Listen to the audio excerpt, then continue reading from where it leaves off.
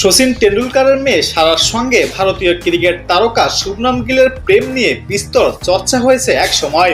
এখনো তা নিয়ে চর্চা হয়।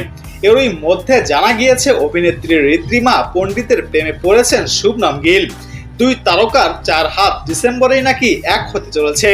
সেই জল্পনা নিয়ে মুখ খুলেছেন অভিনেত্রী নিজেই। খবর আনন্দবাজারের।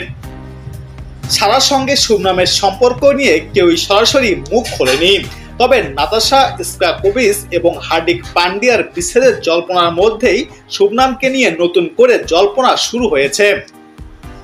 মূলত ছোট পর্দার অভিনেত্রী ঋদ্রিমা বহু হারামি রজনীকান্তা সিরিয়ালের রজনীর চরিত্রে অভিনয় করে নজর কেড়েছেন তিনি।